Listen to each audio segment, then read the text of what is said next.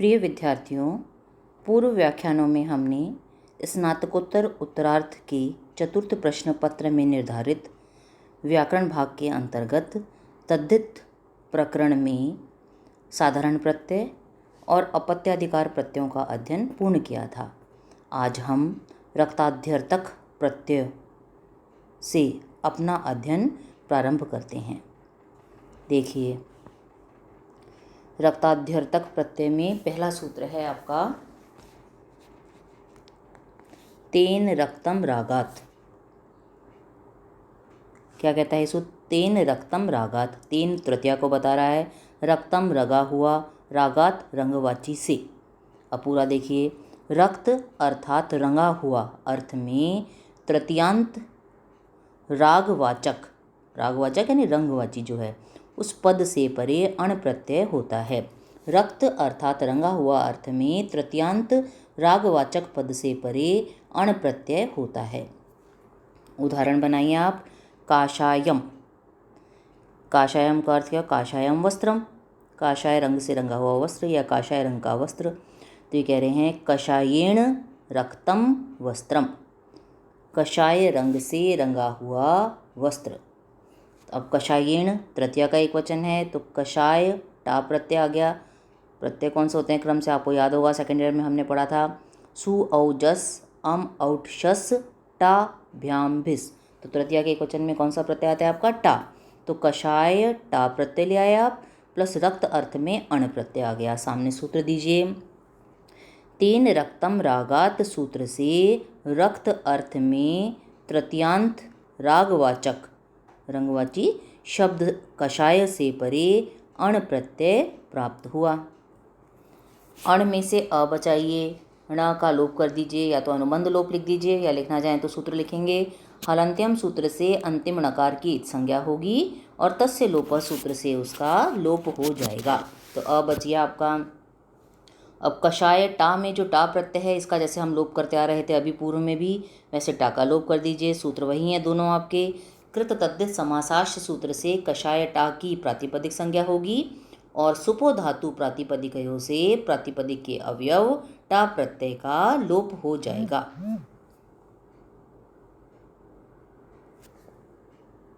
Clear है यहाँ तक?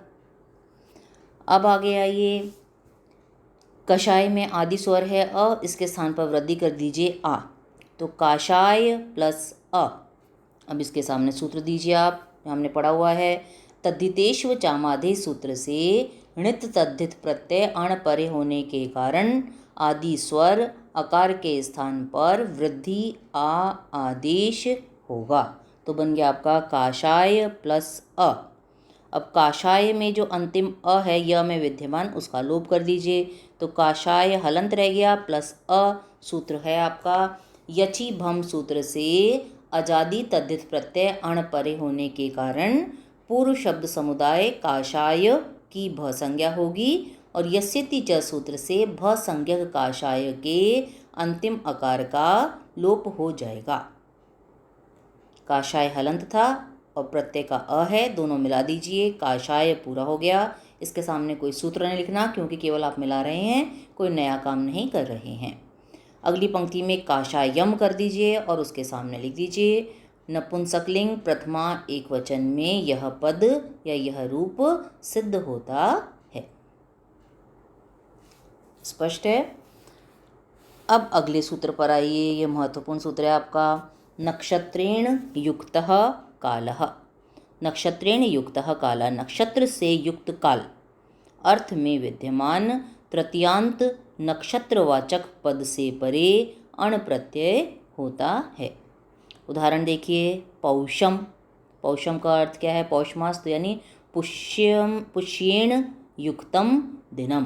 पुष्येण युक्तम दिनम, पुष्य से युक्त दिन। दिन आ रहा है यहाँ, दिन के लिए है। पौषम का अर्थ क्या है? दिन या रात के लिए कहेंगे अपन। जब स्पष्ट रूप से दिन या रात का उल्लेख आ रहा है तब तो पौषम बनेगा, और जब स्पष्ट रूप से दिन या रात का उल्लेख नहीं होगा, मतलब दिन या रात का स्पष्ट रूप से बोध नहीं होगा, तो बनेगा आपका पुष्यः। वो अगला उदाहरण हम देखेंगे। तो अब बनाइए पौषम यानी पुष्येण युक्तम दिनम। तो तो उदाहरण अब बनाइए नीचे, पुष्येण तृतीया का एक वचन है तो पुष्य मूल शब्द, तृतीया एक वचन में टा प्रत्यय आ गया प्लस अण प्रत्यय ले आया। आप सामने सूत्र दिया, नक्षत्रेण युक्तः कालः सूत्र से नक्षत्र से युक्त काल अर्थ में विद्यमान तृतीयांत नक्षत्रवाचक पद पुष्य से परे अण प्रत्यय प्राप्त होगा। अण में से अशेष रखिए, ण का लोप कर दीजिए। हलंत्यम सूत्र से अंतिम नकार की संज्ञा होगी और तस्य लोपा सूत्र से उसका लोप हो जाएगा, या फिर अनुबंध लोप लिख सकते हैं हम। अगली पंक्ति में टा का भी लोप कर दीजिए तो पुष्य प्लस अ बचा। सूत्र वही है आपका, कृत तद्धित समासाश्य सूत्र से पुष्य टा की प्रातिपदिक संज्ञा होगी और सुपो धातु प्रातिपदिकयों से प्रातिपदिक के अवयव टा प्रत्यय का लोप हो जाएगा। तो पुष्य प्लस अ हो गया। अब पुष्य में आदि स्वर है उ, इसके स्थान पर वृद्धि कर दीजिए औ, तो पौष्य प्लस अ। सामने सूत्र दे दीजिए, तद्धितेश्व चामादे सूत्र से णित तद्धित प्रत्यय अण परे होने के कारण आदि स्वर उकार के स्थान पर वृद्धि औ आदेश या वृद्धि औकार आदेश होगा। अब पौष्य में जो अंतिम अ है य में विद्यमान उसका लोप कर दीजिए अगली पंक्ति में, तो पौष्य हलंत हो गया प्लस अ है ही आपका प्रत्यय का, उसको हम कुछ नहीं कर रहे। तो सूत्र आपने पढ़ा हुआ है, यचि भम सूत्र से आजादी तद्धित प्रत्यय अण परे होने के कारण पूर्व शब्द समुदाय पौष्य की भ संज्ञा होगी और यस्यति च सूत्र से भ संज्ञक पौष्य के अंत्य अकार का लोप हो जाएगा। क्लियर है यहाँ तक? अब अगली पंक्ति में पौष्य में यह हलंत है ना, इस य का भी लोप कर दीजिए, तो पौष्य हलंत है आपका प्लस, क्योंकि आधा था इसलिए हलंत रखेंगे, प्लस अ है ही आपका। किससे किया? ये वार्तिक आपके कोट्स में है, तिष्य पुष्ययोः इति। ये क्या कहता है? इस वार्तिक ने क्या किया? तिष्य और पुष्य नक्षत्र से परे जो अण शब्द होता है, अण प्रत्यय होता है सॉरी, उसका लोप हो जाता है। तो आप यहाँ अर्थ क्या लिखेंगे? तिष्य तो है नहीं आपका, तिष्य पुष्ययोः रीति वार्तिक से नक्षत्र संबंधी अण प्रत्यय परे होने के कारण नक्षत्रवाचक पुष्य शब्द के अंत्य यकार का लोप हो जाएगा। तो य का आपने लोप कर दिया, पौष्य आधा है ही आपका। अगली पंक्ति में इनको मिला दीजिए, श हलंत में आ तो पौष्य बन गया और अगली पंक्ति में पौषम कर दीजिए और उसके सामने लिख दीजिए नपुंसकलिंग प्रथमा एक वचन में यह रूप सिद्ध होता है। क्लियर है? ध्यान रखिएगा इसका, है ना। जब हम बोलेंगे पुष्येण युक्तम दिनम, दिन या पुष्येण युक्तम रात्रि के लिए आ रहा है तो तब आप पौषम शब्द बनाएंगे, पौषम पद बनाएंगे। और जब दिन या रात का विशेष रूप से बोध नहीं होगा, केवल होगा पुष्य नक्षत्र से युक्त काल, तब आप बनाएंगे पुष्यः। ठीक है, ध्यान रखिएगा इसको आप जब आप विग्रह करेंगे। और ये अंतर कब आपको याद रहना चाहिए? जब आप विग्रह करेंगे पहली पंक्ति में। जैसे पौषम शब्द आया तो आप क्या करेंगे? पुष्येण युक्तम दिनम। और जब पुष्य शब्द आएगा तो उसका विग्रह क्या करेंगे? पुष्येण युक्तः कालः। अब वो दिन भी हो सकता है, रात भी हो सकती है। अब ये तीसरा सूत्र देखिए आप, लुभ विशेषे तोड़ेंगे तो लुभ हलंत हो जाएगा अविशेषे। अविशेषे यानी विशेष रूप से बोध न विशेषे, विशेष रूप से बोध न होने पर। तो किसका? दिन या रात्रि का विशेष रूप से बोध न होने पर नक्षत्र, पूरा पहले ऊपर वाला अर्थ है, नक्षत्र से युक्त काल अर्थ में विद्यमान अण प्रत्यय का लोप, लुभ यानी लोप हो जाएगा। लुभ यानी लोप हो जाता है अविशेषे, अविशेष होने पर। तो दिन या रात्रि का विशेष रूप से बोध न होने पर नक्षत्र से युक्त काल अर्थ में विद्यमान अण प्रत्यय का लोप हो जाता है। उदाहरण बनाइए आप, पुष्यः। अब इसका विग्रह क्या करेंगे आप? ऊपर आपने पौषम का किया था पुष्येण युक्तम दिनम, और यहाँ करेंगे आप पुष्येण युक्तः कालः। ये पुरलिंग है आपका, पुष्येण युक्तः कालः।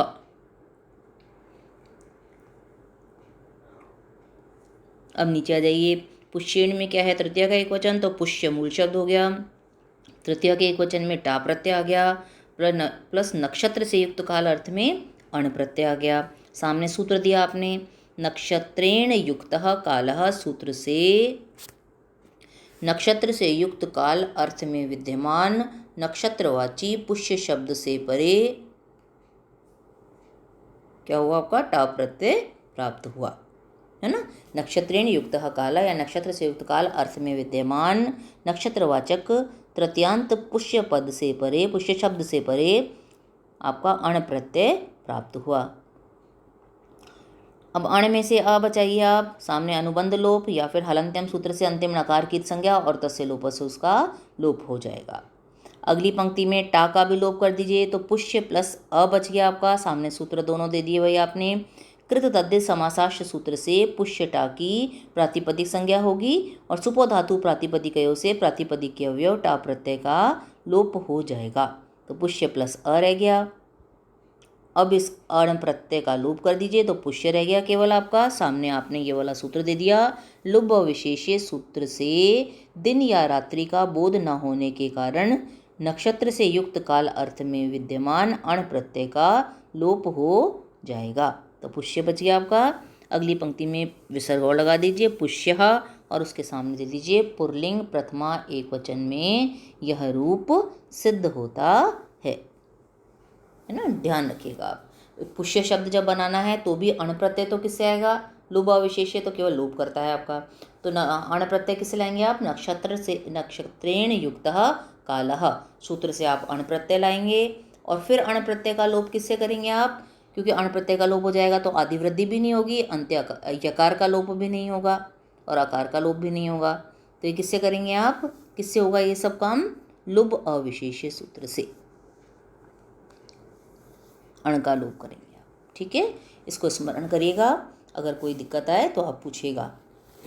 और जो आपको होम असाइनमेंट दिया जा रहा है, गृह कार्य दिया जाए है, उसको करके मुझे प्रेषित करिएगा। कल हम इसी क्रम में आगे बढ़ेंगे।